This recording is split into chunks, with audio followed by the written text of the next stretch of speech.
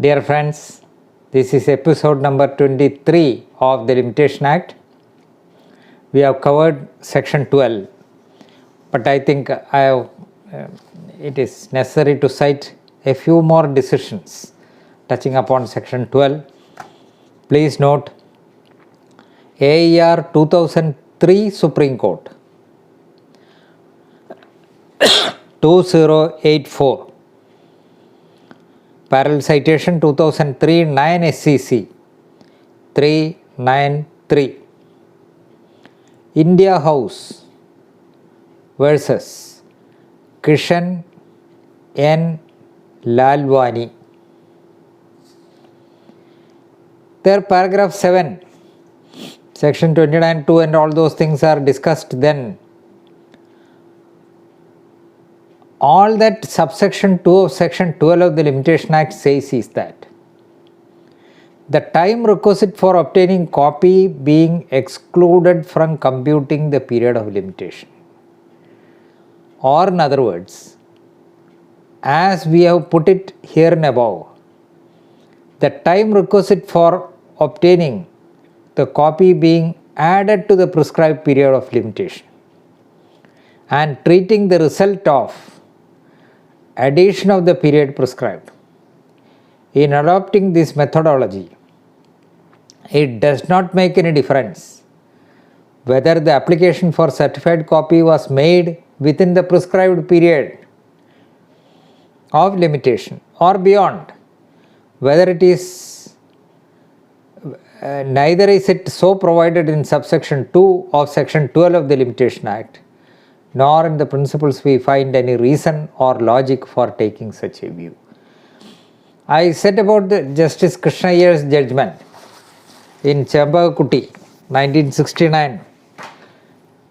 There it was said that judgment and decree combined calculation is possible, and before the expiry of the period prescribed based on the computation on the basis of the judgment, endorsements on the judgment, if you make the application for copy of the decree, that period is also to be excluded. Now here it is another point, that the time requisite for obtaining copy is always liable to be excluded, whether you make the application within time or not. That is what the Supreme Court said. Now, AER 1977 Supreme Court 523, parallel citation 76(4) SCC 464, Commissioner of Sales Tax UP versus Madan Lal Dan DAN and Sons. What is held? That is under the Sales Tax Act UP. What is held in paragraph 13? I will read paragraph 13. In the case of State of Uttar Pradesh versus Mahajan Narayan, AER 1968 Supreme Court 960, the appellant obtained 3 copies of the order appealed against by applying on 3 different dates for the copy. The appellant filed along with the memorandum of appeal that copy which had taken the maximum time for its preparation and sought to exclude such maximum time in computing the period of limitation for filing the appeal. This court, while holding the appeal to be within time, observed that the expression time requisite in section 12(2) of the Limitation Act cannot be understood as time absolutely necessary for obtaining copy of the order, and that what is deductible under section 12(2) is not the minimum time within which a copy of the order appealed against could have been obtained.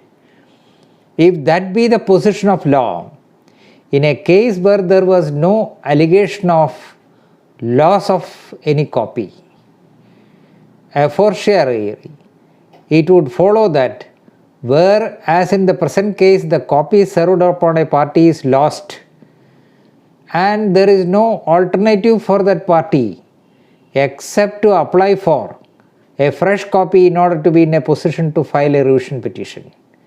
The time spent in obtaining that copy would necessarily have to be excluded under section 12.2. 3 copies he had obtained, and the copy for which the maximum time was spent by the court was produced along with the memorandum of appeal, and that period was sought to be excluded. I said earlier that the court cannot make a roving inquiry as to which copy he had received first and what is the period of limitation, what is the last date as per that copy, and all those things. This is not, the court cannot undertake such an investigation. It is not possible. Then the court will have no other time. What is the copy produced before court is the relevant thing, and whether the appeal is delayed, barred by limitation, by computation with those endorsements on the copy produced along with the appeal is the only question. If there is delay can be condoned on an application if there are reasons for such delay. That is a different matter. But which is the copy produced, that is the only relevant question. Court need look into only that. That the party had obtained several other copies is not the concern of the court. Yes. These decisions also, you may see. Now we go to the question, the problem which I have given. You are having that paper which you have taken down.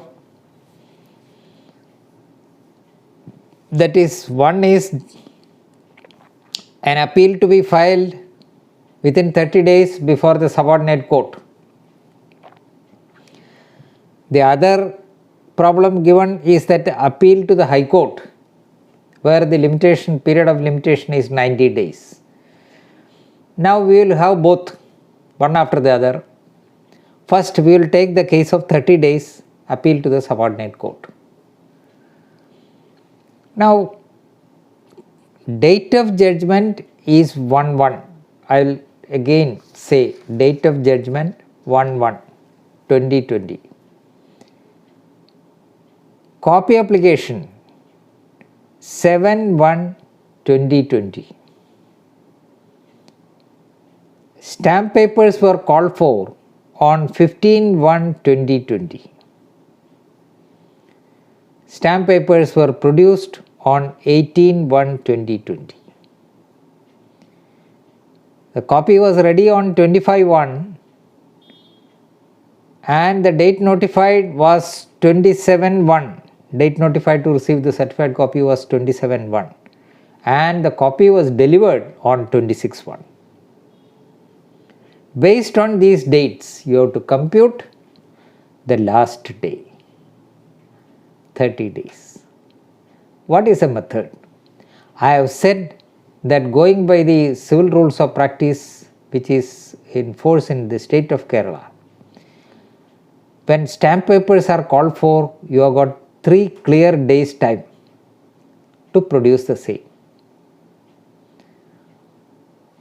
And if it is not produced before the expiry of 3 days, that copy application is likely to be struck off the file. Need not necessarily, but it is liable to be. And there was a controversy, there was a single bench judgment of the Kerala High Court that this is for a different purpose and that has nothing to do with the computation of the period of limitation for filing the appeal. That was the one view by a single judge. But that decision I have mentioned, that decision was overruled by the full bench and it was held that the 3 clear days period provided in the rule in the civil rules of practice, I think it is rule 242 or so, that period is also to be excluded while computing the period of limitation for filing the appeal.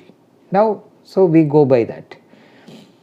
So while computing the last day, we will go by this rule that you have got 3 clear days time to produce the stamp paper and the time in between is liable to be excluded.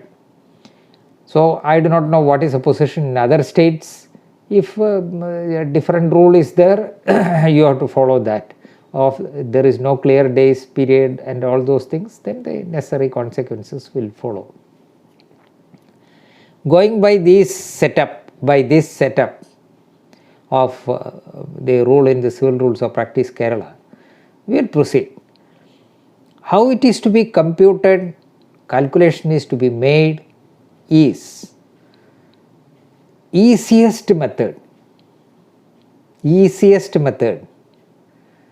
is how many days you have lost. How many days you have lost out of 30 days. And then what will be the period available thereafter. So in this example, we will go by the dates. 1/1 is the date of judgment. That date is liable to be excluded under section 12(1). The day on which the cause of action arises has to be excluded. The day from which the period is to be reckoned is to be excluded. So first is excluded. Then you made the copy application on 7/1. So how many days lost in between? 2nd, 3rd, 4th, 5th, 6th. 5 days you have lost. 2nd, 3rd, 4th and 5th. 2nd, 3rd, 4th, 5th and 6th of January, you have that period was lost to you. So you have lost, note, in January 5 days. Then the stamp papers were called for on 15/1 and they were produced on 18/1. So if 3 clear days is provided, if that is also taken to account, that is well within time. No day is lost to the party. No day is lost to the party. Then it was ready on 25/1. Date notified is 27/1 and it was delivered on 26/1. Notified date is 27/1. So that is the relevant date, notified date. If you receive the copy after 27th, time will begin to run from 27th. But if you receive the copy even before, time will begin to run from that date. So in this case, even before the date notified, since the copy was ready on 25th, you got the copy from the office of the court, that is on 26th. So time begins to run from that date. So how many days lost? Earlier I said for making the copy application you have lost 5 days time. Here delivered on 26/1, so time begins to run from that date. 27th, 28th, 29th, 30th, 31st. So again 5 days lost in January. Lost to you, that is lost to us, the person who is responsible. It is not the delay attributable to the court. It is the delay attributable to the party who applied for copy. So 5 days delay was caused in making the application. Again I will say 1/1 date of judgment, going by section 12(1) of the Limitation Act, that date is to be excluded. Copy application was made on 7/1. So it is because of the applicant's delay. How many days delay occurred? 2nd, 3rd, 4th, 5th and 6th. That means 5 days in January lost to the party. Then stamp papers were called for on 15/1 and they were produced on 18/1. Going by the rules, you have got 3 days clear notice, 3 days clear time under the Civil Rules of Practice, subject to what is available in other states. This is the position in Kerala. So there no time is lost to the applicant for certified copy. So everything is within time. Within 3 clear days he has produced the stamp paper, therefore there is no loss to him. Then copy was ready on 25/1, date notified 27/1 and it was delivered on 26/1. What is the relevant date up to which you can wait is 27/1, the date notified. Till then nobody will ask. But so long as the copy is ready, nothing prevents the party from taking that copy and doing anything which he wants. But when that date is prior to the date notified, time begins to run from the date on which you got copy. That is why I said date notified is 27/1. The copy was delivered to you, you went to the court only on 30th. Time begins to run from 27th. You have received on 26th, time begins to run from that date. So here, from 7/1 when you made the copy application, nothing is lost to you till 26/1. 26/1 onwards time begins to run. So how many days left in January? 5 days. Add that 5 days to the already spent 5 days, 10 days. How many days left? 20 days in February. So you have to file it on or before 20th February. I think the position is clear to you. So it must be filed before 20th February. This is the method of calculation. 5 days there, lost according to your fault, and then since the copy was delivered, you have got the 5 days lost, you have got 25 days left from 26/1. There 5 days alone is left in January. So 5 days already lost, then plus January 5 days, then February 20 days, total 30 days. I think that technique is easy. This is the best method. There are how many total days, then the time request for obtaining copy of it minus that, it's very, very difficult. This is the easiest method which our office was adopting, that is my senior's office. My senior was taught by his senior, who was a very brilliant lawyer. My senior also was a brilliant lawyer. But super brilliant lawyer was my senior's senior. So it was taught to my senior by him. And generations after generations we are following it, and that is the method. Sometimes I have noticed, this is a little bit advice. High Court, thousands of filing. Sometimes the appeal may be returned as stating that appeal is time barred. Appeal is time barred. In my appeal, I will scrupulously file it on the last date unless there is delay.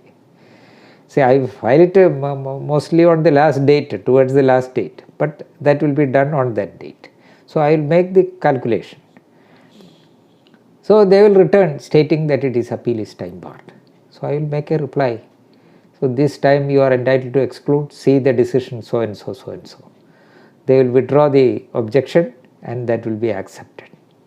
Likewise, when you are a judicial officer, you have to be confronted with all these things whenever a dispute arises between the office and the lawyer as to whether that appeal is time barred. Then above all, so long as you are a lawyer, you must know the technique and you must tell others that this is the correct date. You cannot depend on somebody pretending that you are very busy and all those things will be taken care of in the office of the advocate by the clerk or somebody else, and you leave it to them. They say you have to glibly accept it.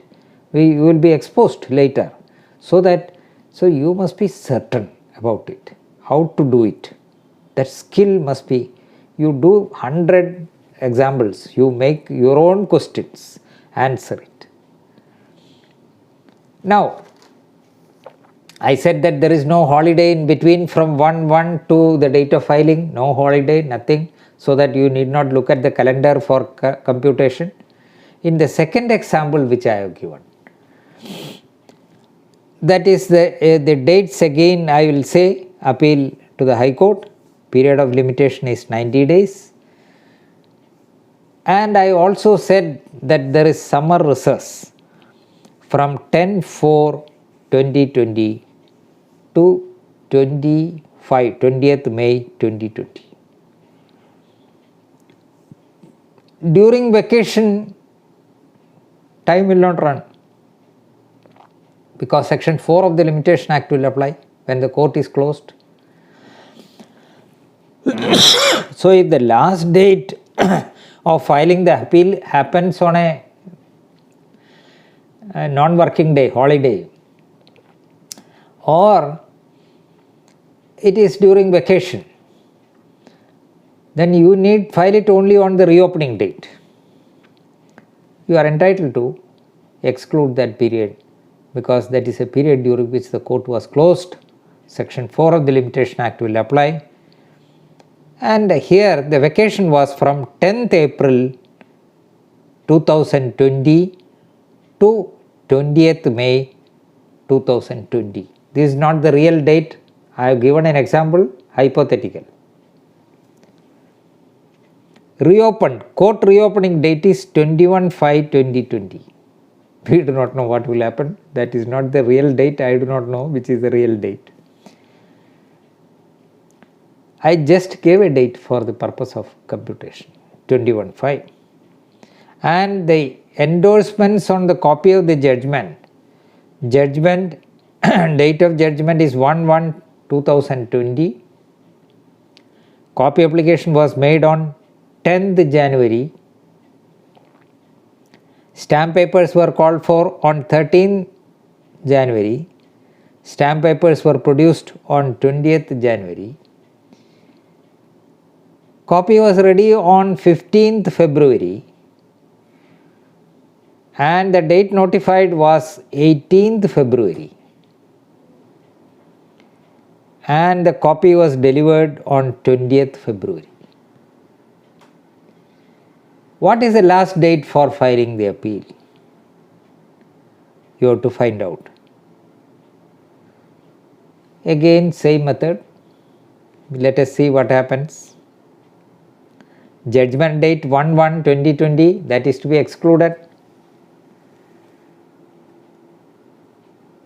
Then January, how many days lost?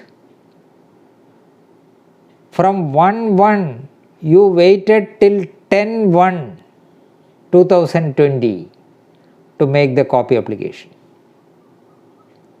If you make the copy application on 2nd January, nothing wrong because 1st January is to be excluded going by section 12(1) of the Limitation Act. So if you apply on 2nd one, no day is lost. Here you applied on 10/1. So how many days lost owing to your fault is the question. I am using the expression you. You are filing it. So owing to your fault, how many days lost in January? 2nd, 3rd, 4th, 5th, 6th, 7th, 8th and 9th.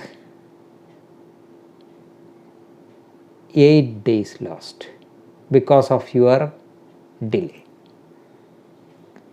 8 days lost. Then you made the copy application on 10/1. Then thereafter nothing attributable to your part until the stamp papers are called for. Till then you need not do anything. You have made the copy application. Till the stamp papers are called for, you can wait. Nothing will happen to your copy application. We will see in the next episode because time is running out. We will see.